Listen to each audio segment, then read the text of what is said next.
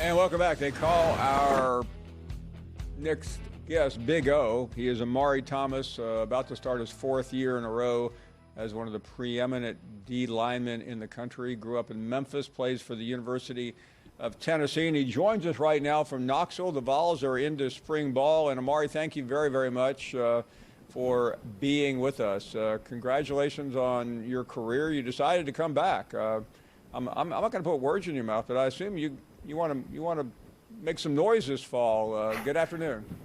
Good afternoon. Yeah, I would have to thank you for having me, but I would definitely have to say you're not putting any words in my mouth. That's really the main reason I came back. Is really just to do something special here. Like, I love Tennessee, I love Knoxville. It's a beautiful place, beautiful city, and I just want to be able to do something special for Knoxville and do something special with my team. Listen, if you never played another down of football, you would have a lot to tell your children and grandchildren about, but you are coming back and you do have a lot more ahead of you. But in terms of accomplishment, and I know there are certain things that coaches implant in young men's mind, but what is this next season, your final on Rocky Top, going to be about? It's really just going to be about just making a statement, having fun, going out there and just wanting to win games, wanting to be able to. We have set goals. We expect to do things here at the University of Tennessee, and that's just what we want to live by. That's what we do, and that's really it. That's why I'm looking forward to it this next year, just going out there, really having fun, and really being able to compete with my teammates, my brothers, and that's the most fun you can have, and I just don't think it gets better than that, honestly. You've already experienced quite a bit, Big O. You had that epic season last year, the year before last. It was that memorable scene against Tennessee. You beat Florida at home. You really you were number one in the country heading down to Georgia. Last year, things were a little different. And I don't want to paint last year as a disappointment because the season ended on a really great note. But does that fuel the desire to want to do more this year? It definitely does. It definitely does fuel us. You know, we're never satisfied as a team. We know we came out last year, had a good year, but it wasn't the year that we wanted to have. We won a lot of games, had a decent bowl game win, so that was good for us, good for our team here at Tennessee. But we just expect way more out of us as a brotherhood, as the culture here, a winning program here at Tennessee, and that's what we look forward to doing this upcoming fall. And that starts now. Like you said, we started spring ball, so it starts now. That defense at times last year was thanks to you and some of your teammates, was pretty stout. Yes, I mean, you guys really acquitted yourself a lot. But so I hate to ask a defensive lineman about the quarterback, but I will. Because everyone is talking about Nico. Many people believe that if he can play similarly than how he did in the bowl game, I mean, this thing could really be amazing. What do you see when you're lined up on the other side of the ball? When I line up on the other side of the ball of Nico, I really just see a person who sits back there, is real poised, comfortable, and just looking to make plays. He's a playmaker, but you see all of that on the field, and then you go in the locker room with Nico.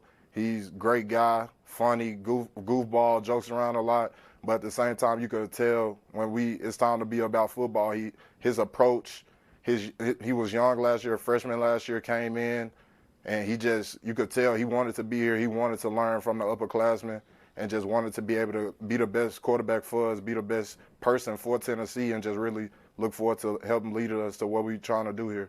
Or you're forcing me to ask you what you mean when you call him a goofball. Well, when I say a goofball, it's really just, a lot of jokes with Nico. Like, he enjoys life. That's the best way to put it. He enjoys life. He's always smiling, always just laughing with each other, making jokes, like I said. So when I say goofball, that's what I really mean. He just always having fun with his teammates, always see him around the facility, just interacting with people, just a great person all around. I want to talk about your role because we've had on the screen some of the things that you've done. You've visited foreign countries. You're part of the. Before we get to the serious stuff, what was that like to?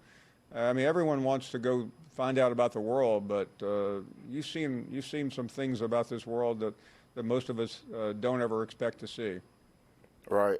For me, I was able to go to Rwanda like 2 years ago in the summer with VOLeaders Academy, something that we have here at the University of Tennessee. And it really just being able to have that opportunity to go to Rwanda, it really was life-changing, honestly, because everybody was just, you come in and, you know, you get so caught up in things here, just you want different things. You get upset about not getting a pair of shoes like me or something like that. Like I might get mad if I miss a pair of shoes. But you go over there and those kids, they have one pair of shoes. They cherish those shoes like literally like it's their only pair of shoes. And like we had took shoes over there, took a bunch of equipment and different sports things over there just for those guys, girls, and they just really enjoyed it. You could tell it was just amazing to go over there, and we just embraced the culture.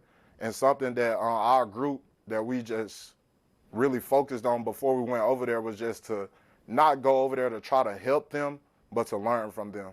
And I feel like that's something that we did, and it really just, it changed my life. Like, it actually changed my life. The way, my perspective on things, just being grateful to be here. I love life. Like, that's really what it gave to me, and I appreciate being able to go to Rwanda. It's a beautiful place, the motherland.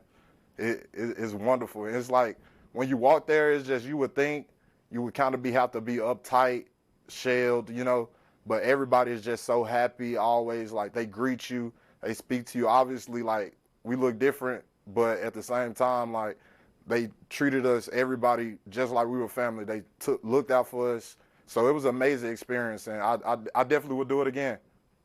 Omari Thomas with us, the great player from the University of Tennessee. You've been on the SEC Leadership Council for the last couple of years. You're now going to represent the SEC on the Division I Football Oversight Committee. I mean, that's a big deal. You're meeting with the best of the best in intercollegiate athletics and academics. Tell us about your role. Leadership is a phrase we throw around a lot, but you are the personification of that. Yes, sir. Really, for me, leadership, my role here is just I just try to listen to people. Like, I'm a type person. I came in as a leader who just did the right things and just expected people to follow you. But I've become more vocal, realizing that there's a bunch of ways to lead, and like that's something that the VOLeaders Academy really taught me. Like, but the one thing that I really took of that, and that I take within myself on my leadership, is just being able to listen to the people that you want to lead. Because I just believe there's no way you can try to lead someone if you're not hearing where they're coming from as well. So that's me. My role on this team, though, I just try to, you know, I'm older, so I just try to be a big brother to everybody here. I try to look out for everyone, everybody, and it's just amazing to be able to be on the SEC Leadership Council and then just be able to take a next step, kind of, you know, and just have the SEC think of me and be able to represent the SEC with the NCAA. So it's a beautiful and blessing. Like, I'm just grateful to be here. Like, grateful to have that opportunity and that opportunity. Honestly, yeah. Omari, help us understand something, because we're in a different era in college football today, really, than when you started. Right. Because players are now able to finally benefit from all the things that they represent. And there are critics of this. There are fans who don't understand. In fact, I mean, there are coaches who coached 2.5 months ago who are saying this isn't what I got in it for, which in many ways is a shot at the young men like you, not you specifically because it was a different school, Right. but I want you to try to enlighten us about what these changes to college athletics have meant to players like you and your teammates and people that you meet all over the country. For me, and just people that I meet all over the country, and just conversations that I have with people regarding to that, is everyone appreciates it. Everyone loves it because it gives you an opportunity to help build your brand. It gives you an opportunity to just get your name out there more, show people that you're more than a football player, and it allows you to interact with people, network with people, and just be able to get these type of deals, different things like that, and just allows you to, like I said, to really just meet new people, but while at the same time you're putting your face out there on different platforms and different things like that, that just helps builds you as a person, shows your character, and just shows everything that you can do besides being a football player, which I think is big for everyone in college football and college sports. Omari, they teach us, for those of us who sit behind these microphones, that you're supposed to be neutral and nonpartisan. And I'm not saying this because we both grew up in the same city, Memphis, and went to the same school, the University of Tennessee. But I cannot tell you how impressed I have been in this very brief conversation. You are literally what college athletics is supposed to be about. You should be proud of that. And I'm deeply, all of us here are deeply in your debt for coming on and helping the other side to understand a little bit more about what young people go through. Yes, sir. I appreciate it. I appreciate you having me. It means a lot for you to say that, and I just try to be a great example of what my parents taught me. Well, they did well, and they should be extremely proud. Thank you, Omari. Thank you very, very much for making time. Wow, that was so cool. Omari Thomas joining us from Knoxville as we head to the break. We're back right after this.